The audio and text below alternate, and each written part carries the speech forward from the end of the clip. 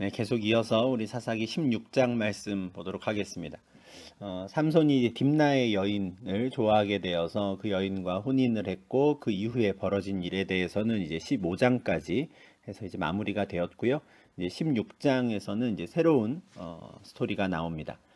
삼손이 가사에 가서 거기서 한 기생을 보고 그에게 들어갔다라고 하는데요.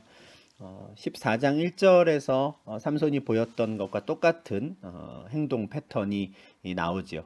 삼손이 딥나에 내려가서 거기서 블레셋 사람의 딸들 중에서 한 여자를 보았다 하는데, 이번에는 가사라는 곳에 가서 거기서 한 기생을 또 보았다 해요. 삼손은 여전히 자기 눈에 보기에 좋은 대로 행동하고 있습니다. 그곳에서 한 기생을 보고 또 그에게로 들어가지요. 근데 삼손의 행동이 좀 더 대담해졌습니다. 딥나라는 곳에서 14장에서는 이제 여자를 보았는데 16장에서는 가사까지 가죠. 가사는 제일 그 지중해 쪽에 있는 블레셋 지역의 땅에서는 가장 안쪽에 있는, 다시 말해서 이스라엘에서는 가장 먼 곳에 있는 블레셋 도시인데, 그곳까지도 들어가서 이제 한 기생을 만나 그에게로 들어가는 일이 있죠. 이와 같은 이제 삼손의 모습에 대해서는 우리가 잠언 7장 6절부터 10절까지 말씀을 통해서 참 어리석은 자였구나라는 것을 좀 확인하게 됩니다. 내가 내 집 들창으로 살창으로 내다보다가 어리석은 자 중에 젊은이 가운데 한 지혜 없는 자를 보았노라. 그가 거리를 지나 음녀의 골목 모퉁이로 가까이 가여 그의 집 쪽으로 가는데 저물 때 황혼 때 깊은 밤 흑암 중에라. 그때의 기생의 옷을 입은 간교한 여인이 그를 맞았다 하죠. 이 잠언의 이 저자가 이 창밖으로 내다보고 있는데, 어떤 한 젊은이가 어두운 밤길을 쭉 걸어가다가 기생의 옷을 입은 그 여인의 집으로 들어가는 걸 보았다는 것이죠. 여기서 말이지 기생은 매춘부입니다. 16장 1절에서 삼손이 가사에서 들어갔다고 하는 그 여인도 이제 기생, 곧 매춘부를 말하는데, 그렇게 매춘부의 집을 찾아 들어가는 그 사람을 지금 어리석은 자, 지혜 없는 자, 이렇게 잠언 7장에서는 말씀하는 거죠. 안타깝지만 사사 삼손이 그랬습니다. 참 힘은 세고 하나님께서 그에게 영을 부어주시면 대단한 일을 하는 사람이었으나 그는 어리석은 사람이었죠. 그래서 똑같은 일을 계속 그냥 반복하며 그렇게 배회하며 살고 있는 겁니다. 딥나에 들어가서 한 여인을 보고 자기 눈에 좋은 대로 그녀와 결혼을 하려다가 또 큰 일이 발생을 하고요. 이번에도 또 가사에 내려가서 자기 눈에 보기 좋은 대로 기생을 보고 그에게로 들어가는 겁니다. 참 어리석고 지혜 없는 사람의 모습을 보여주는데, 가사 사람들에게 이제 삼손이 왔다는 소식이 알려지고요. 이제 가사 사람들, 그 블레셋 사람들은 삼손을 잡아 죽일 기회로 삼습니다. 아마 오랜 시간 동안 계속 삼손과 대치하는 일들, 삼손과 블레셋 사람들 사이에 여러 문제들이 있었을 것이고요. 이제는 그들은 이제 틈만 나면 삼손을 죽이고자 하는 일이 되는 것이죠. 근데 그들은 지금 굉장히 신중합니다. 이 매춘부의 집을 에워싸고요. 밤새도록 성문에 매복하고 있습니다. 제일 먼저 그 매춘부의 집을 에워싼 것은 기회를 봐서 그를 습격해서 죽이려고 하는 것이고요. 성문에 누군가를 매복시킨 것은 그 집에서 죽이지 못하고 또 혹여 삼손이 바깥으로 나오게 되면 그 성문 앞에서라도 그를 죽이려고 하는 것이었을 겁니다. 근데 신중하게 접근했다라는 게 밤새도록이라는 표현이 반복하는 것에서 우리가 알 수 있습니다. 밤새도록 조용히 매복하고 기다렸다가 완전히 삼손이 이제 그 여인의 집에서 골아 떨어졌을 때 새벽녘에 그때 들어가 그를 죽이자 하는 게 그들의 계획이었습니다. 근데 3절에 보면 굉장히 당황스러운 일이 벌어져요. 잘 자던 삼손이 갑자기 일어납니다. 새벽까지 가지 않고요. 숨죽여 밤새도록 매복하고 있던 그 시간에 그냥 혼자 일어나서 성 문짝들과 두 문설주와 문빗장을 빼어 가지고 헤브론 앞산 꼭대기까지 걸어갔다라는 말씀이에요. 굉장히 황당한 일이 벌어진 건데, 그 가사의 성 문짝들 그리고 문설주 빗장을 잔뜩 빼가지고 갑니다. 아마 그 성문 앞에 매복하고 있었던 블레셋 사람들은 정말 놀라서 입이 딱 벌어졌을 텐데, 더 참 특이한 것은 그가 이것을 굳이 어깨에 다 짊어지고 그냥 그 앞에다가 던진 것이 아니라 헤브론 앞산 꼭대기까지 갔다는 거거든요. 이 지도에서 한번 말씀을 드리면, 가사는 이제 지중해 쪽에 있는 블레셋 도시고요. 헤브론은 이 가나안 땅 내륙에 있습니다. 유다 지파의 땅이죠. 헤브론입니다. 가사부터 헤브론까지 거리가 한 65km 정도 된다고 그래요. 어마어마한 거리인데 그 거리를 지금 문 빗장과 문짝을 짊어지고 굳이 걸어간 겁니다. 왜 그랬을까 싶죠. 사실 아무 이유가 설명이 되지 않고요. 이 가사에는 기생의 집에 들어가 가지고 뭐 문빗장을 뜯어냈다라는 이 이야기는 3절에서 그냥 끝나버립니다. 4절부터는 다른 상황이 이제 나오거든요. 대체 1절부터 3절까지의 말씀은 우리에게 어떤 의미가 있을 것인가 참 고민이 되는 말씀이 아닐 수가 없습니다. 그런데 헤브론이라고 하는 곳, 그 삼손이 문빗장을 짊어지고 걸어갔던 그 헤브론 앞산, 그곳이 유다 지파의 땅이다라는 점을 한번 생각을 해보면 우리가 좀 하나님께서 지금 이 일을 통해서 무슨 말씀을 전하고 싶으셨을까 하는 부분을 좀 상상해 볼 수 있지 않을까 싶습니다. 이 이야기는 우리가 앞서 15장에서 보았던 그 사건과 좀 연결해서 한번 우리가 상상을 해보면 좋을 것 같은데요. 15장 14절에서 유다 지파 사람들이 이제 삼손을 결박해서 레이에 있는 블레셋 사람들에게 넘겨준 그 이후의 상황에 대해서 우리가 보았었습니다. 블레셋 사람들이 삼손을 죽이러 나올 때 여호와의 영이 그에게 임했고 그가 나귀의 새 턱뼈를 가지고 자기를 향해 달려오는 블레셋 사람 1000명을 쳐 죽이는 일이었죠. 근데 이때 삼손을 넘겨주었던 그 유다 지파 3000명은 어디에서 무엇을 하고 있었을까를 한번 생각을 해보는 겁니다. 분명히 삼손을 결박해서 그들에게 넘겨준 이후에 뒤에 물러서서 지켜보고 있었을 거예요. 블레셋 사람들이 삼손을 죽이고 아마 순순히 돌아가기를 바라는 마음으로 뒤에 서서 기다리고 있었을 겁니다. 그런데 갑자기 삼손을 꽁꽁 묶어있던 밧줄이 다 떨어져 나가는 걸 뒤에서 보는 것이죠. 그리고는 난데없이 그 삼손이 옆에 있는 턱뼈를 집어들고는 블레셋 사람들과 싸우는 것을 고스란히 보았을 겁니다. 그렇게 1000명이 죽어나가는 것을, 1000명을 죽이는 것을 똑똑히 보았겠지요. 이 15장에 그 이후에 유다 지파에 대한 내용이 나와 있지 않아서 정확히 우리가 이렇다 저렇다 말할 수는 없지만 아마 이 사건이 그들에게 굉장히 충격적이었을 것 같고요. 마치 하나님께서 삼손을 통해서 유다 지파에게 뭔가 하실 말씀이 있으셔서 이런 상황을 벌이신 것 아닌가? 라는 생각이 드는 굉장히 독특한 사건이기도 했습니다. 또 한편 생각해 보면 삼손은 단지파 사람인데 왜 블레셋 사람들은 단지파가 아니라 유다 지파 사람들에게 가서 시비를 걸었는가? 또 유다 지파 사람들이 삼손을 잡으러 온 이유는 무엇인가? 참 우리가 하나부터 열까지 혹시 이것이 하나님의 섭리 가운데 이루어진 일일까? 라는 생각을 좀 덧붙여 볼 수 있는 여지가 있는 것이죠. 그리고 방금 보았던 16장 1절부터 3절까지의 말씀도 그렇습니다. 저 가사까지 갔던 삼손이 굳이 그 문빗장을 들고 떼어서 유다 지파의 땅까지 간 것이죠. 그것도 헤브론 앞산. 헤브론이 어떤 곳입니까? 유다 지파의 수장이었던 갈렙이 하나님 앞에 받았던 땅이 바로 헤브론이었어요. 유다 지파의 본거지와 같은 곳이죠.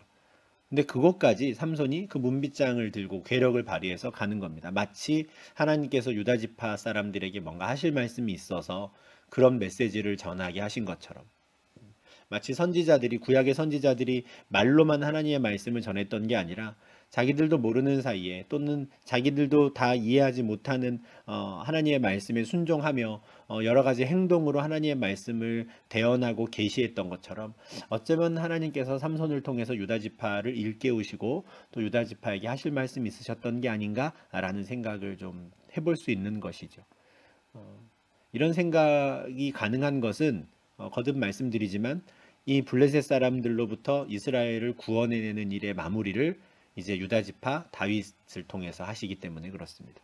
그렇게 좀 하나님께서 계속해서 블레셋과 유다를 좀 연결시키려고 하셨던 게 아닌가 하는 상상을 조금 우리가 16장 3절 그리고 이제 15장 14절의 그 전쟁의 상황에서 우리가 한번 좀 상상해 볼 수 있지 않을까 싶습니다. 이렇게 해서 이제 1절부터 3절까지 아주 짧은 에피소드가 끝나고요. 이제 4절부터는 그 유명한 들릴라와의 일이 이제 시작이 됩니다. 4절에 이제 이렇게 시작을 하죠. 이후에 삼손이 소래골짜기에 들릴라라 이름하는 여인을 사랑했다 합니다. 여기서 말하는 이후에가 이제 얼마나 많은 시간이 지났는지 정확히 알 수는 없지만 삼손이 블레셋 사람의 때에 20년 동안 사사로 있었다라는 것을 이제 생각을 해보면 아마 그 20년이 거의 다 되어 갈 때쯤이 아니었을까 싶어요. 왜냐하면 이 들릴라와의 일로 이제 얼마 되지 않아서 삼손이 이제 죽음을 맞이하기 때문에 그 삼손이 사사로 일했던 20년의 거의 마지막 시기쯤이었던 것으로 생각할 수 있겠는데 이 4절 또한 우리가 앞에 보았던 말씀들과 좀 비슷한 패턴으로 시작을 하는 거죠. 삼손이 가사에 가서 한 기생을 보았다. 또 삼손이 딥나에 가서 한 여자를 보았다 하는 것처럼 삼손은 참 여인을 좋아하는 사람이었습니다. 그래서 소래골짜기에 들릴라라 이름하는 여인을 또 사랑했다라는 것으로 또 이제 4절 말씀이 시작을 하는데 그 이전과는 조금 다른 상황이다라는 것을 이 사랑이라는 표현에서 우리가 알 수 있습니다. 지금까지 삼손이 누군가를 사랑했다라는 말은 나오지 않았었거든요. 그런데 이 들릴라만큼은 그가 이제 사랑한 여인입니다.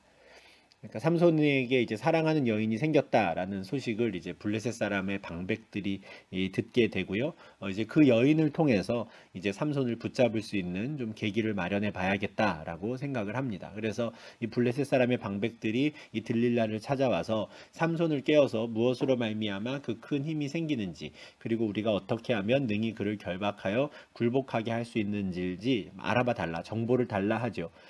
그렇게만 해준다면 우리가 각각 은 1,100개씩을 너에게 주겠다 합니다. 블레셋 사람의 방백들은 아마 5명이었을 겁니다. 여호수아 13장 3절에서 블레셋 사람의 땅을 이 5 통치자들의 땅이라고 부르거든요. 그래서 가사, 아스돗, 아스글론, 가드, 에그론 이렇게 5개의 큰 도시 국가가 이제 블레셋이라고 하는 사람들의 중심 도시들이었고요. 이 5개의 도시 국가의 동맹체, 연합체가 바로 블레셋이라는 나라 또는 민족이었습니다. 그러니까 이 블레셋 방백들이라고 하면 이 5개의 도시 국가들의 방백이고 대표자들인 것이죠. 그래서 이들이 지금 각각 1,100개씩의 은을 주겠다라고 하며 들릴라에게 접근을 한 겁니다. 그러면은 실제로 5명이라 그러면 5,500개의 은인 거죠. 이게 대단한 어마어마한 돈인데요. 우리가 그 돈의 규모를 한번 좀 상상해 볼 수 있을 만한, 생각해 볼 수 있을 만한 말씀이 있습니다. 우리가 9장 4절에서 기드온이 이제 처백에서 낳은 아들 아비멜렉이 있었죠. 근데 아비멜렉이 자기가 왕이 되고 싶었습니다. 그래서 자기 외가를 찾아가서 세겜 사람들을 설득을 해서 자기를 지지해 달라고, 그리고 다른 그 아버지의 이복 형제들을 다 제거하고 자기가 왕이 될 수 있도록 도와달라 하지요. 그 말을 듣고 세겜 사람들도 아비멜렉이 왕이 된다면 우리에게 좋겠다라고 생각을 해서 그를 지원하기 시작합니다. 바알불이 신전에서 은 70개를 내어서 뭐 정치 자금이라고 할까요? 이제 그것을 이제 제공해 주는데 70개의 은을 가지고 아비멜렉이 이제 방탕하고 경박한 사람들을 사서 70명의 이복 형제들을 죽이죠. 그러니까 은 70개가 있으면 사병을 거느릴 수 있을 정도의 일을 할 수 있는 겁니다. 굉장히 큰 돈인 거죠. 은 70개가. 또한 사무엘하 24장 24절에는 다윗 왕이 하나님께 번제를 드리기 위해서 아라우나의 타작마당과 소를 사는 장면이 나오는데 그때 은 50세겔로 타작마당과 소를 삽니다. 지금 사사기에 나오는 은에 다니는 개수 1개, 2개 개수로 나오는 반면에 이제 시대가 좀 지나서 사무엘 하에서는 이게 이제 세겔로 나오다 보니까 좀 직접적인 비교는 좀 어렵지 않을까 싶기도 하지만 어쨌든 그래도 은 50세겔 로 타작마당과 소를 살 정도라고 하면 지금 이 들릴라에게 방백들이 찾아와서 각각 1,100개의 은을 주겠다고 5,500개의 은을 주겠다라고 말하는 건 정말 대단한 돈인 겁니다. 뭐 어떻게 비교할 수 없을 정도로, 특히 들릴라라는 여인 입장에서는 감히 상상도 못했던 어마어마한 금액을 지금 제시를 받는 것이죠. 더군다나 이 들릴라 입장에서는 뭐 어려운 게 아닙니다. 그죠? 삼손을 뭐 죽여달라라든지 뭐 어떻게 해달라는 게 아니라 그저 정보만 알아봐 주면 그 돈을 주겠다라는 거예요. 그러니까 뭐 아주 수지 맞는 장사였겠죠. 2가지 정보만 삼손을 꿰어서 이제 알아내면 됩니다. 첫 번째는 무엇으로 말미암아 그 큰 힘이 생기는가, 그 힘의 근원이 무엇인가를 알아봐 달라는 것이고요. 2번째는 어떻게 하면 그를 결박해서 굴복하게 할 수 있는가, 이게 이제 2번째입니다. 이 블레셋 사람들은 삼손이 결박된 것을 본 적은 있었어요. 그런데 굴복은 시킬 수가 없었죠. 그를 결박한 걸 보고 안심하고 달려나갔다가 1,000명이나 죽는 일이 있었기 때문에 결박하는 것뿐만 아니라 나아가 그를 이제 굴복하게 할 수 있는 방법이 무엇인지 그냥 이 2가지 정보만을 우리에게 좀 알려준다면 이제 은 1,100개씩을 각각 주겠다 합니다. 이렇게 그 여인을 찾아와서 삼손의 약점을 캐내려고 하는 거는 또 딥나에서의 경험이 아마 바탕이 됐을 겁니다. 삼손의 아내가 삼손을 깨워서 수수께끼의 정답을 알아냈던 것처럼 똑같은 방식으로 접근을 하는 것이죠. 다만 이 14장 15절과 또 16장에서 이 방백들이 들릴라를 찾아와서 그에게 이제 하는 태도를 보면 좀 많이 다르기는 합니다.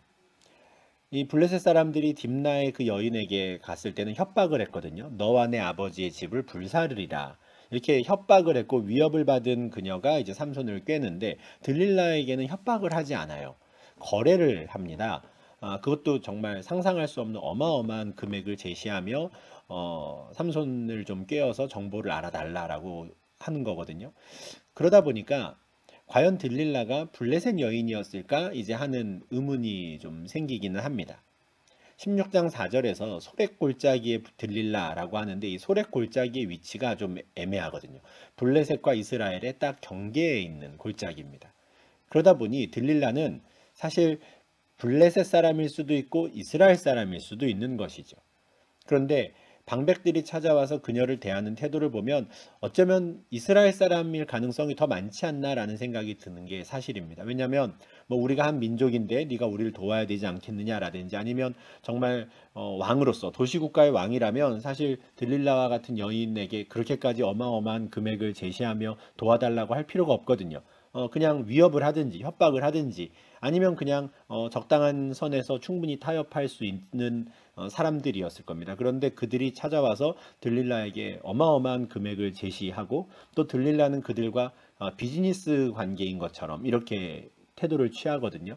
이런 걸 보면 들릴라는 이스라엘의 여인이었을 가능성이 더 크지 않나 생각을 합니다. 그러니 이제 같은 방법으로 여인을 통해서 삼손의 약점을 캐내고자 하는 같은 방법을 쓰기는 하지만 이제 블레셋 방백들은 위협이나 협박이 아니라 돈으로 이제 그녀를 매수해야 하는 상황이 되는 것이죠. 그들이 이제 삼손의 약점을 정확하게 알기는 알았던 겁니다. 삼손은 그 여인들에게 약했기 때문에 이미 이 삼손의 표현 그대로 암송아지로 밭을 갈았던 경험이 있기 때문에 이번에도 그렇게 이제 해보려고 하는 것이죠. 들릴라는 이 블레셋 방백들의 제안을 그대로 받아들입니다. 어마어마한 금액이니 그 돈 앞에 정말 장사가 없는 것이죠. 그래서 6절을 보면 그 방백들이 원했던 정보 두 가지를 정말 콕 집어서 정확하게 삼손에게 물어봅니다. 당신의 큰 힘이 무엇으로 말미암아 생기며 어떻게 하면 능히 당신을 결박하여 굴복하게 할 수 있을는지 내게 말하라. 정확하게 이 두 가지 정보였죠. 힘의 근원이 무엇이고 어떻게 하면 결박해서 굴복할 수 있는지 시킬 수 있는지 알려달라. 그냥 다짜고짜 가가지고 이 두 가지를 딱 질문해요. 그만큼 들릴라는 삼손이 자기를 좋아하고 있다는, 사랑하고 있다는 확신이 있었고 그런 자신이 있었을 겁니다. 다만 문제는 들릴라는 삼손을 사랑하지 않은 것이죠. 들릴라는 이제 돈을 더 사랑하는 여인이었고 그러다 보니 이제 직접적으로 블레셋 방백이 원했던 그 정보를 캐내고자 합니다. 사실 들릴라가 블레셋 여인이라면 그냥 차라리 좀 이런 상황이 마음이 편하다고 할까요? 그냥 그런가 보다 할 텐데 말씀드린 대로 소렛골짜기의 들릴라가 이스라엘 사람이었다 그러면 참 심각한 상황이죠. 앞서도 유다 지파가 삼손을 꽁꽁 묶어서 블레셋에게 직접 자기들의 손으로 삼손을 넘기는 그 장면도 참 충격적인 장면이었는데 들릴라가 이스라엘 여인이라면 이것 또한 참 놀라운 일입니다. 그죠? 돈을 받고 자신들의 사사를 기꺼이 이제 넘기려고 하는 상황인 것이죠. 이렇게 두 가지 질문을 콕 집어서 이제 자신에게 하는 들릴라에게 삼손은 매우 장난스럽게 접근을 합니다. 만일 마르지 아니한 새 활줄 7으로 나를 결박하면 내가 약해져서 다른 사람과 같아집니다. 하죠. 마르지 않은 새 활줄 7으로. 이 말을 듣고 이제 들릴라는 똑같이 해봅니다. 블레셋 사람의 방백들로부터 그 마르지 않은 새 활줄 7을 받아가지고 자기 손으로 직접 그 삼손을 결박하죠. 그리고 삼손이 자는 사이에 방 안에 블레셋 사람들을 매복을 시키고는 이렇게 말합니다. 삼손이여 블레셋 사람들이 당신에게 들이닥쳤느니라. 그러자 어떻게 됩니까? 삼손이 그 줄을 다 끊어버리죠. 불탄 삼시를 끊음같이. 그 블레셋 사람 1000명을 낙타의 뼈로 쳐 죽였던 그때와 똑같은 상황이 벌어지는 겁니다. 아마 매복해 있던 블레셋 사람들은 깜짝 놀랐을 텐데요. 그를 묶고 있던 줄이 그냥 다 끊어져 만들어내는 것이죠. 그래서 블레셋과 들릴라의 작전은 실패하고 맙니다. 그리고 그의 힘의 근원도 알아내지 못했고요. 그를 굴복시킬 수 있는 방법도 알아내지 못했죠. 상황이 이렇게 되자 들릴라는 삼손을 이제 원망을 합니다. 당신이 나를 희롱했다. 왜 장난을 쳤냐? 왜 놀렸냐? 하는 거죠. 그리고 놀리지 말고 무엇으로 당신을 결박할 수 있는지 이제는 좀 말해달라 해요.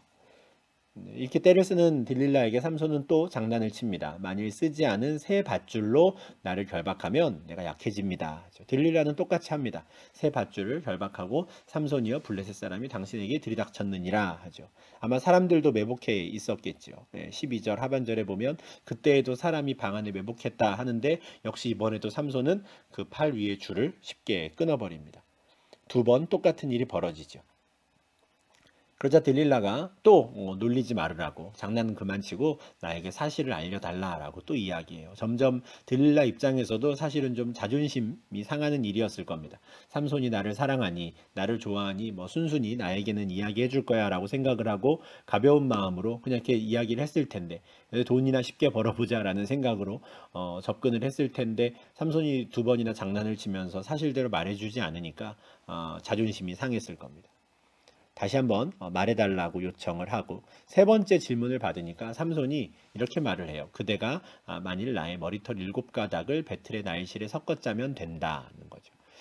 7가닥을 배틀의 날실, 그 당시 배틀은 굉장히 컸는데 큰 이제 그 기구에다가 머리털 7가닥을 섞어 짜라는 거죠. 여기서 말하는 7가닥은 아마 머리카락을 따은 것으로 보이는데요. 왜냐하면 삼손은 머리를 자르지 않았기 때문에 머리가 굉장히 길었을 것이고요.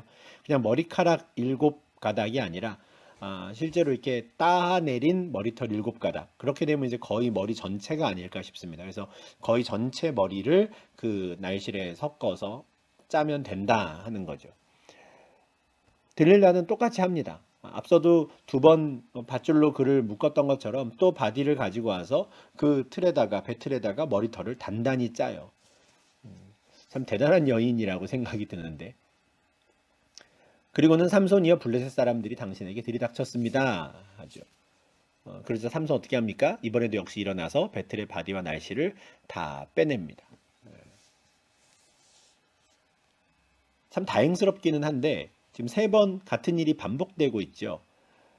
들릴라는 계속해서 삼손의 약점이 무엇인지를 직접적으로 묻고 있고요. 그렇게 직접적으로 묻는 들릴라를 삼손은 전혀 꾸짖거나 대체 왜 그러냐고 묻지를 않습니다. 그저 장난만 칠 뿐이에요. 근데 사실 이 세 번째 사건 같은 경우는 좀 상황이 커졌거든요. 그냥 뭐 둘 사이에 뭐 그냥 뭐 장난치듯이 그렇게 하는 수준이 아니라 큰 배틀을 가지고 와서 머리털을 단단히 묶어버리는 상황까지 간 겁니다. 이 상황이 참 위험한 것은 머리카락에 대해서 이제 이야기를 시작했기 때문이에요. 사사기 13장 4절과 5절에서 마노아의 아내에게 여호와의 사자가 처음 나타나서 하나님의 말씀을 이제 전할 때 사실 이 아들에 대해서는 딱 한 가지만 이야기를 합니다. 그의 머리 위에 삭도를 대지 말라고. 물론 우리가 이 말씀을 볼 때 나실인의 그 규정에 대해서 우리가 쭉 찾아보면서 세 가지 규정이 있다는 걸 확인을 했습니다. 이제 포도나무에서 나는 소산을 먹지 말라, 또 머리에 삭도를 대지 말라, 또 사체를 가까이 하지 말라, 부정한 것을 가까이 하지 말라는 것이죠. 이 세 가지가 기본적으로 다 나실인이 지켜야 되는 것이지만 이 중에서도 여호와의 사자가 직접적으로 마노아의 아내 삼손의 어머니에게 요구했던 건 그의 머리 위에 삭도를 대지 말라는 거였어요. 이게 아마 하나님께서 정하신 마지막 선이었던 것 같은데 그런데 지금 삼손이 들릴라와 장난을 주고받는 사이에 어느새 머리까지 지금 온 겁니다. 머리에 대한 이야기를 하기 시작했죠. 이런 상황에 들릴라는 더 집요하게 이제 삼손을 파고듭니다. 당신의 마음이 내게 있지 아니하면서 당신이 어찌 나를 사랑한다 하느냐. 분명히 16장 4절에서 삼손이 들릴라를 사랑했다라고 했어요. 들릴라도 알았을 겁니다. 그런데 삼손의 그 사랑을 이제 의심하는 것이죠. 의심하는 척 했다고 이제 할 수 있을 것도 같은데 당신이 계속해서 나에게 진실을 말하지 않고 당신의 약점을 나에게 말해주지도 않으면서 왜 나를 사랑하냐고 하냐고 당신의 사랑을 믿지 못하겠다고 말하죠. 삼손이 제일 크게 이제 약점이 바로 이런 부분인데 바로 그 부분을 파고드는 겁니다.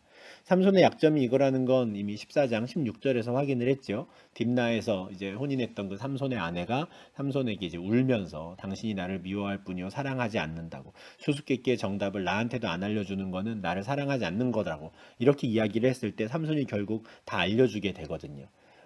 자기의 사랑을 의심받을 때 이제 삼손은 못 참는 것 같아요. 그래서 모든 그냥 비밀을 다 그냥 오픈해버리고 마는데, 16절을 보면은 그렇게 들릴라가 삼손의 사랑을 계속 의심하고 재촉하고 하니까 삼손이 굉장히 괴로워했다라고 말씀해요. 날마다 그 말로 그를 재촉하며 졸랐다라고 하죠.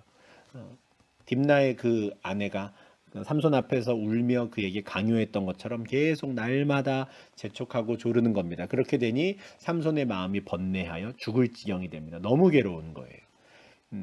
이 말씀에 이런 뜻이라 그래요. 그녀가 그를 매일매일 자신의 말로 괴롭혔을 때 그녀는 삼손을 괴롭혔고, 그래서 삼손은 죽을 지경이 될 만큼 아팠다는 거죠. 너무 힘든 겁니다. 너무 힘들어. 근데 너무 힘들었다라는 것, 죽을 지경이었다라는 걸 생각을 하면 삼손도 좀 겁이 나긴 했던 것 같습니다. 지금 3번이나 자기가 말한 대로 저 여인이 똑같이 하는 걸 경험을 했거든요. 뭐 밧줄로 묶기도 하고 머리카락을 배틀에 짜기도 하고 하는 걸 이제 직접 경험을 해놓으니까, 혹시 정말 내가 사실을 말했을 때 저 사람이 내 머리를 정말 잘라버리는 것 아닌가? 뭐 이렇게 생각을 했던 것 같아요. 그러니까 차마 말을 못했던 것이죠. 겁이 났을 겁니다. 그런데 그 마음을 털어버리지 못한 이유는 여전히 그 여인을 사랑했기 때문이에요. 그러니까 그 여인이 자기의 사랑을 의심하니까 그것도 너무 괴롭고, 그렇다고 진실을 이야기하자니 정말 내 머리카락을 잘라버릴 것 같고, 그러니까 정말 마음이 번뇌하여 죽을 지경이 되는 거죠.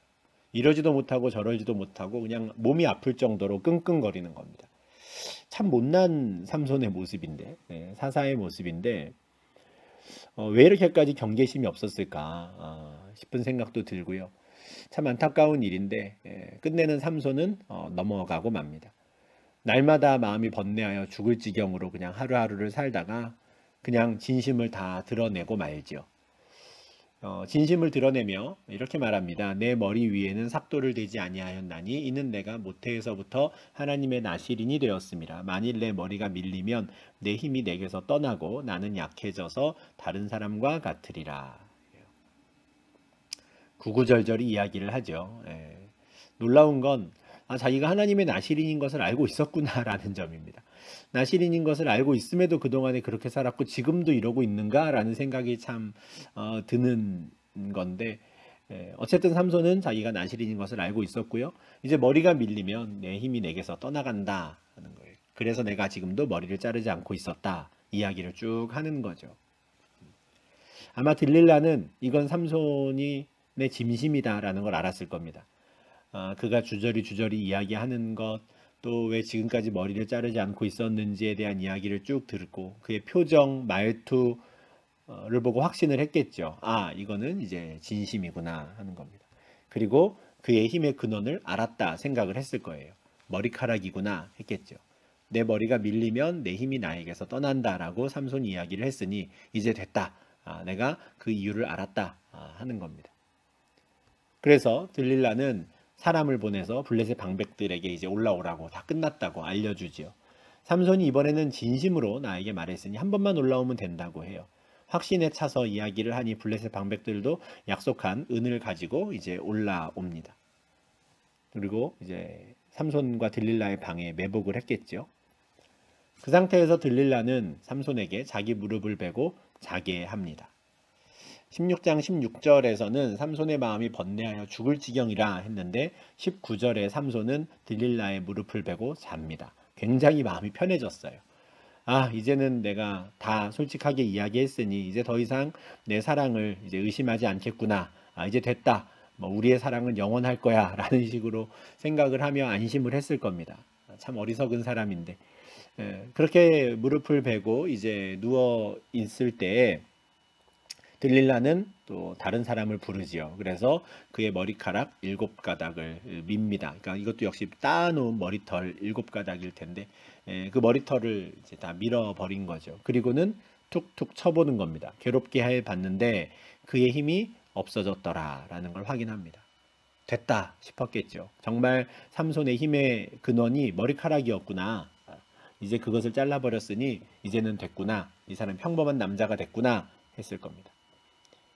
그 상황을 확신을 하고 들릴라는 마지막으로 우리 삼손의 귀에 삼손이 그동안 3번이나 들었던 말을 똑같이 또 합니다. 삼손이여 블레셋 사람이 당신에게 들이닥쳤느니라. 이번에도 삼손의 반응은 전과 똑같습니다. 내가 전과 같이 나가서 몸을 떨치리라. 어디 있냐고, 내가 당장 잡아 죽이겠다고 하죠. 앞선 3번과 똑같은 일이라고 생각을 했을 겁니다. 그런데 그는 여호와께서 이미 자기를 떠나신 줄을 깨닫지 못했습니다. 20절 하반절에 이 여호와께서 이미 자기를 떠나신 줄을 깨닫지 못하였더라 라는 이 말씀은 삼손의 힘의 근원이 머리카락이 아니라 여호와 하나님이셨다라는 걸 분명히 보여주는 말씀입니다. 만약에 머리카락이 정말 그의 힘의 근원이었다면 내가 전과 같이 나가서 몸을 떨치리라 하였으나 그의 머리카락이 이미 잘린 줄 몰랐더라 이렇게 했어야겠죠. 그런데 그렇게 말씀하지 않습니다. 여호와께서 이미 그를 떠나셨다라고 말씀하죠. 머리카락은 그냥 상징적인 것이었습니다. 머리카락이 삼손의 힘의 근원이 될 수가 없었죠. 비록 삼손 자신마저도 그렇게 생각을 했고 들릴라도 그렇게 생각했고 모든 블레셋 사람들도 그렇게 생각을 했지만 실제로는 삼손의 힘의 근원은 머리카락이 아니라 여호와 하나님이셨어요. 여호와께서 그와 함께 하셨을 때 그에게 그런 힘이 생겼던 것이죠. 실제로 우리가 보았던 13장부터 16장까지 말씀에서도 여호와의 영이 그에게 갑자기 임했을 때 그는 초인적인 능력을 발휘하지요. 그런데 삼손이 그냥 그 머리카락까지도 들릴라에게 다 내어주는 것을 보면서 마지막 남아있던 그 나시린의 규정까지도 하찮게 여기는 그의 모습을 보며 하나님께서 이젠 그를 떠나셨습니다. 사사기에서 한 번도 나오지 않은 장면이지요. 하나님께서 사사를 떠나셨다라고 하는. 그만큼 하나님께서 참 마음 아프셨을 겁니다. 태어나기 전부터 나시린으로 구별해서 태어나게 하셔서 이를 통해서 이스라엘을 구원하는 일을 시작하시려고 하셨는데 그렇게까지도 하나님의 말씀을 하찮게 여기는, 심지어 자기가 나시린인 것을 알고 있었음에도 불구하고 그 모든 규정을 하찮게 여겨버리는 이 삼손을 보며 참 안타까워하시고 결국 그를 떠나실 수밖에 없었던 것이죠. 앞서 15장에서는 유다 지파 사람들이 삼손을 스스로 자기들의 손으로 결박해서 블레셋에게 넘겨준 장면이 참 상징적인 장면이라면, 이스라엘의 타락을 보여주는 상징적인 장면이라면, 이 16장 20절은 사사의 타락을 또 보여주는 또 상징적인 장면이라고 할 수 있을 겁니다. 여호와께서 그를 떠나신 줄도 모르는 채 그저 내가 몸을 떨치리라 라고 큰 소리를 치는 참 어리석은 사람, 이게 이제 사사기에 나오는 마지막 사사였습니다. 블레셋 사람의 방백들은 이제 자신들의 원하는 목적을 달성했다고 생각합니다. 힘의 근원을 알았다고 생각했겠죠. 머리카락이었다. 참 신기한 일이네 했을 겁니다. 그리고 이제 마침내 그들은 그를 결박하고 굴복할 수 있게 되죠. 21절에서 그들은 삼손을 붙잡아 그의 눈을 뺍니다. 그리고 가사까지 데리고 가서 놋줄에 매고 옥에서 맷돌을 돌리게 합니다. 이제 마지막 그 골칫덩어리였던 이스라엘을 자신들이 40년 동안 아무 탈 없이 다스리고 있었는데 그 일에 좀 해방꾼처럼 눈의 가시처럼 보이던 놈을 이젠 처리했다 싶었을 겁니다. 아마 삼손이 밀었을 것으로 보이는 맷돌이 아마 이런 지금 우리가 연자방아라고 부르는 짐승, 가축이 이제 돌리는 큰 것이었을 텐데 아마 이거를 돌리는 것을 보며 뭐 혹시 삼손이 다시 힘이 생기지는 않을까, 뭐 삼손의 상태가 우리랑 똑같구나라는 걸 이제 늘 확인할 수 있었을 겁니다. 힘들게 이 맷돌을 돌리는 걸 보며 뭐 통쾌하기도 하고 또 그를 감시하는 용도로도 하고 이제 그랬겠죠. 그런데 이렇게 그냥 끝나버리는 삼손에 관한 내용이 이런 22절로 마무리가 됩니다. 그의 머리털이 밀린 후에 다시 자라기 시작하니라.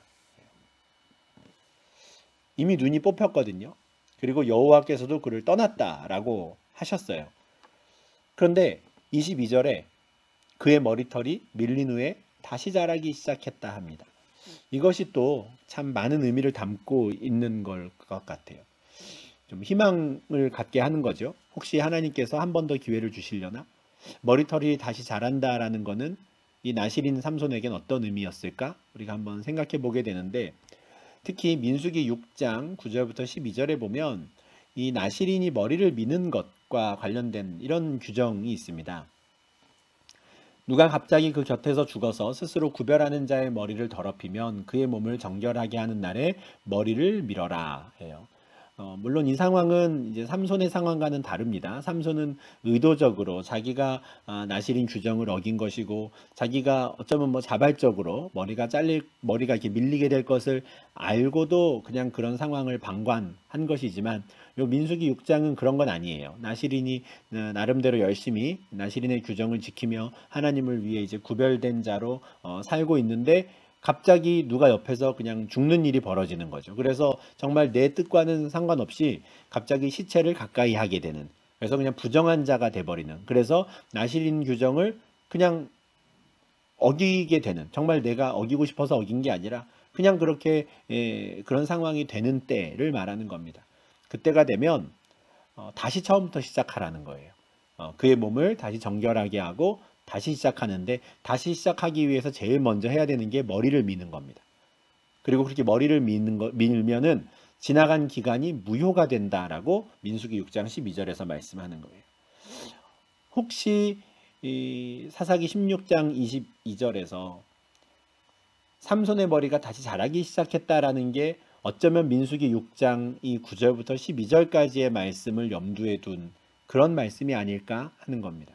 물론 앞서 말씀드린 대로 상황은 완전히 다릅니다. 상황은 완전히 다르나 머리가 밀렸을 때, 나실인의 머리를 미는 것은 지나간 기간을 무효로 하고 지금부터 새롭게 그를 정결하게 해서 하나님을 위해 구별된 자로 세워가는 그 시작점이라고 하는 것을 한번 생각을 해본다면, 지금까지의 것을 무효로 하고 지금부터 다시 그를 나실인으로 삼겠다라고 하는 어떤 하나님의 뜻을 좀 보여주는 말씀이 16장 22절이 아니었을까 하는 생각을 하는 것이죠. 그만큼 참 소망이 되는 말씀인 겁니다. 머리가 다시 자라기 시작했다라는 거죠. 그렇게 눈이 뽑히고 맷돌을 돌리며, 어쩌면 삼손은 자기 머리카락이 자라는지 어떤지 인식하지도 못했을 그때 블레셋 사람들은 이제 신이 났죠. 블레셋 사람들이 잔치를 엽니다. 왜냐하면 그 삼손을 잡아왔거든요. 그래서 그들은 자신들의 신전, 신 다곤의 그 신전에 모여서 제사도 드리고 잔치를 벌입니다. 우리의 신이 우리 원수 삼손을 우리 손에 넘겨주었다라고.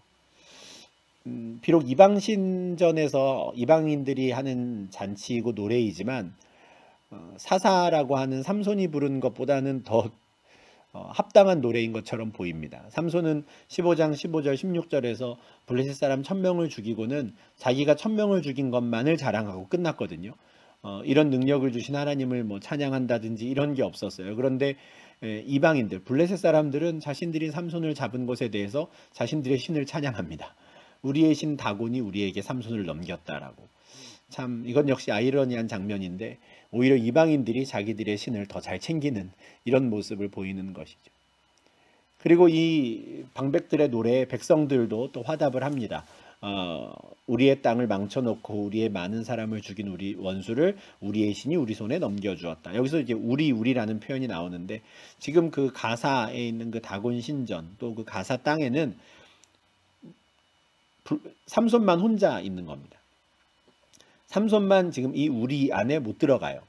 삼손을 제외한 모든 사람들이 우리의 땅, 우리의 신, 우리라고 계속 뭉쳐 있는 상태이고, 삼손만은 이제 따로 떨어져 있는데, 그들 모두가 지금 삼손을 붙잡게 하게 된 것에 대해서 지금 기뻐하고 즐거워하고 잔치를 벌이고 자신들의 신을 지금 찬양하고 있는 것이죠. 그렇게 한껏 분위기가 무르익었을 때, 그들의 마음이 즐거웠을 때, 그들이 삼손을 불러내서 좀 제주를 부리게 하자 해요. 재롱잔치를 하자 하는 거죠. 우리를 위해 제주를 부리게 하자 하는데, 그래서 옥에서 삼손을 불러내서 그들을 위해 제주를 부렸다 해요. 뭐 어떤 제주를 부렸는지 모르겠지만 그냥 그를 보고 놀리고 깔깔대고 웃고 하는 게 그냥 다 제주처럼 느껴졌겠지요. 눈이 보이지 않는 삼손이 여기저기 넘어지고 뒹굴고 우왕좌왕하는 그 모습을 보며 아마 깔깔댔을 겁니다. 굉장히 비참한 상황이죠. 그렇게 삼손을 불러내서 실컷 조롱하고 놀리고 좀 한바탕 좀 놀고 나니 좀 시들해졌는지 삼손을 치우라고 합니다. 근데 다시 감옥으로 보내진 않고요. 저 기둥사에 좀 세워놓으라고 해요. 또 좀 심심해지면 불러다가 또 놀릴 생각이었겠죠. 자기를 두 기둥 사이에 세우라는 그 말을 이제 삼손이 들었던 것 같고요. 삼손은 자기 손을 붙잡고 있는 그 소년에게 부탁을 합니다. 나에게 이 집을 버틴 기둥을 찾아 그것을 의지하게 하라. 우리로 치면 이제 석가래 같은 큰 이제 중심이 되는 그 기둥을 좀 붙잡고 있게 해달라 하는 것이죠. 뭐 그 소년 입장에서는 좀 더 안전한 기둥을 찾는 건가 라는 정도로 생각을 했을 것 같은데, 또 그 소년은 삼손의 부탁을 들어줍니다. 그래서 이 집을 버티고 있는 그 중요한 그 기둥에다가 이제 삼손을 붙여 세우지요. 이러한 때 27절에는 그곳에 모여있던 사람들의 상태에 대해서 이렇게 설명을 합니다. 그 집에는 남녀가 가득하니 블레셋 모든 방백들도 거기에 있고 지붕에 있는 남녀도 3,000명가량이라. 다 삼손이 재주 부리는 것을 보더라. 블레셋의 모든 방백들, 지도자들이 거기 모였고, 또 그 행각이라고 할까요? 신전 주변에 쭉 둘러싸고 있는 그 지붕 행각에서도 남녀 3,000명이 모여서 그냥 삼손을 보며 이제 깔깔대고 웃고 있었던 것이죠. 그와 같은 때에 삼손은 그 모든 집을 바치고 있는 그 중요한 기둥을 붙잡고 그 곁에 서 있습니다. 그리고 그는 여호와께 부르짖죠. 15장에서 에낙고레라고 해서 부르짖는 자의 셈이라고 이름 붙였던 그 내용이 있었습니다. 삼손이 목마르다고 부르짖었을 때 하나님께서 응답하신 건데, 그게 이제 기도였는지 아니면 원망이었는지 좀 불분명하다. 그러나 분명한 것은 삼손이 그때의 경험을 바탕으로 뭔가를 좀 하나님을 찾기 시작하려나라는 가능성을 좀 보았다라는 정도로 말씀을 드렸는데, 16장 28절에서는 이제 진심으로 기도를 합니다. 주 여호와여 구하옵나니, 하나님이여 구하옵나니라고 하죠. 그래서 이것이 분명히 하나님을 주 여호와라고 부르며 드리는 기도임을 분명히 합니다. 그리고 그가 이렇게 간구하죠. 나를 생각하옵소서, 이번만 나를 강하게 하십시오. 물론 여전히 그의 기도는 그냥 개인적인 원한을 갚는 것에 머물러 있습니다. 사사로서 자각을 하고 이스라엘 백성들을 위한 기도, 온 이스라엘을 위한 기도는 아니에요. 그는 여전히 그냥 자기 눈을 뺀 블레셋 사람의 원수를 갚기를 원합니다. 그걸 위해 나를 힘을 달라고 하나님께 구하지요. 그냥 삼손은 그냥 그 정도의 사람이었습니다. 내가 해를 당하면 갚아야 되는 사람. 그래서 나에게 명분만 있다면, 복수할 수 있는 이유만 있다면 얼마든지 사람들에게 복수를 하고 나는 잘못한 게 없다고 말하는 사람이었어요. 15장 3절에서도 그랬죠. 이번은 내가 블레셋 사람들을 해더라도 나에겐 잘못이 없을 거야 그랬을 거예요. 그 시대가 그러기도 했습니다. 삼손만 그랬던 게 아니라 서로가 서로에게 이렇게 그냥 대우하는 정도였죠. 15장 10절에서 블레셋 사람들이 유다 지파에게 우리는 삼손을 결박해서 그가 우리에게 행한 대로 하고자 여기 왔다 이야기했고요. 삼손도 똑같은 말을 했었죠. 그들이 내게 행한 대로 그들에게 행하고자 한다. 이 같은 맥락에서 삼손은 28절에서 그렇게 기도하는 겁니다. 내 눈을 뺀 이 원수를 좀 갖게 해주십시오. 그들이 내게 행한 대로 나도 그들에게 행하겠다고 하는 거죠. 그 일을 위해서 힘을 달라고 하는 겁니다. 그러니까 각성을 했다라든지 정말 사사로서의 자각을 하고 대단한 기도를 드렸다는 건 절대 아닙니다. 삼손은 그냥 그 정도의 수준에 머무른 사사였어요. 그렇지만 참 다행스러운 것은 그가 마지막 순간에라도 진심으로 하나님을 주 여호와라고 부르며 그분께 간구를 했다라는 겁니다. 더 이상 자기의 힘의 근원이 머리카락이 아니라 여호와 하나님이신 것을 인정하는 것이죠. 머리카락이 문제가 아니었구나. 여호와께서 나와 함께 하신다면, 여호와께서 나에게 힘을 주신다면 내가 이들에게 복수를 할 수 있구나 라고 생각을 하는 겁니다. 물론 이유가 대단한 것은 아니지만 여호와 하나님을 의지하고자 하는 마음을 갖게 된 것이죠. 그렇게 하나님께 부르짖은 그는 자기가 기대고 있던 그 두 기둥을 하나는 왼손으로 오른손으로 얹어서 몸을 앞으로 굽힙니다. 그 거대한 기둥을 마치 쓰러뜨리고자 하는 듯이 힘을 다해 몸을 굽히는데 놀라운 것은 그 기둥이 부러지면서 집이 무너져 내렸다는 것이죠. 하나님께서 28절의 삼손의 기도에 응답하신 겁니다. 이번만 강하게 해달라고 부르짖었던 그 기도에 응답하시고 그와 함께 하시며 그에게 힘을 주신 겁니다. 그리고 그 결과 그 안에 있는 모든 방백들과 온 백성들 그리고 삼손이 다 같이 죽음을 맞이하게 됩니다. 30절은 삼손이 죽을 때에 죽인 자가 살았을 때의 죽인 자보다 더 많았다라고 해서 삼손의 이 죽음을 긍정적으로 평가합니다. 사사로서는 참 비참한 죽음, 또 한 개인으로서는 참 어리석은 죽음이라고 할 수도 있지만 하나님께서 그를 통해서 틈을 보시고 틈이 있을 때마다 블레셋을 치고 이스라엘을 구원하기를 시작하시려고 했던 그 일을 이루었다라고 지금 평가를 하는 것이죠. 삼손이 죽었다라는 소식이 그의 형제들 그리고 친척들에게도 다 전해지게 되고요. 그들이 이제 가사까지 내려와서 그의 시체를 수습해 갑니다. 그리고 그를 소라와 에스다올 사이 그의 아버지 마노아의 장지에 장사하지요. 이 소라와 에스다올 사이 그곳이 어디였습니까? 13장 24절에서 사사로 처음부터 잉태되어서 이제 태어난 삼손이 자랄 때 그에게 복을 주셨고 소라와 에스다올 사이에서 여호와의 영이 그를 움직이기 시작했다 했는데 이제 가사에서 죽음을 맞이한 그가 다시 소라와 에스다올 사이로 돌아오게 된 것이죠. 이때부터 여호와의 영이 그를 움직이기 시작했었고 처음부터 그곳에서 출발해서 하나님께서 삼손을 통해 틈을 노려서 틈을 타서 틈만 나면 블레셋 사람을 치는 사역을 하셨는데 그 사역에 있어서만큼은 그래도 삼손이 그 역할을 감당하고 다시 소라와 에스다올 사이로 돌아온 것으로 평가를 받는 겁니다. 그러니까 한 개인으로 보면 이게 사사가 맞나 싶기도 하고 왜 이렇게 어리석을까 싶기도 하고 이게 뭔가 싶은 일들이 참 그의 인생 가운데 반복이 되었지만 또 하나님 입장에서는 그를 보내신 그 목적대로 그를 그렇게 사용하시는 그래서 그 삼손을 통해 틈이 벌어질 때마다 블레셋 사람을 치는 일을 하셨던 것이죠. 그리고 13장 5절에서 하나님 약속하셨던 것처럼 그가 블레셋 사람의 손에서 이스라엘을 구원하기 시작할 거라고 그렇게 시작된 그 구원을 내가 이루겠다고 하시는 말씀을 하게 되는 것이죠. 이렇게 해서 이제 삼손에 관한 내용 우리가 다 보게 되었는데요. 13장부터 16장까지 보면서 삼손은 참 불쌍한 사람이었구나 싶기도 하고요. 참 어리석은 사람이었구나 싶은 생각을 동시에 하게 됩니다. 사사였지만 단 한 번도 이스라엘 백성들을 군사로 모으지 못했던 나팔을 불지 못했던 사사였고요. 주로 활동했던 것도 이스라엘 땅이 아니라 그냥 블레셋 땅이었어요. 그곳에서 블레셋 여인들을 그냥 평생 좋아하고 쫓아다니다가 비참하게 세상을 떠난 사람이었죠. 이렇게만 본다면 참 사사 삼손의 이야기에서 우리가 배울 게 뭘까? 그냥 뭐 이렇게 그냥 함부로 그냥 막 살아도 그냥 뭐 된다는 건가? 뭐 이런 생각밖에는 사실 할 수 없는 참 안타까운 말씀들이었습니다. 그렇지만 우리가 꼭 놓치지 말아야 되는 건 그와 같은 삼손의 일생 가운데에서도 계속해서 일하시는 하나님이 계셨다는 사실을 우리는 꼭 기억해야 합니다. 거듭 말씀드리지만 하나님께서 틈을 노리시고 틈이 있다면 언제든지 나타나셔서 삼손을 사용하셨다라는 거고요. 하나님의 계획은 단 한 번도 변경되거나 또는 바뀌지 않았고 삼손을 통해서 이스라엘을 구원하는 일을 시작하신 그 일을 삼손의 평생을 두고 하셨다라는 거죠.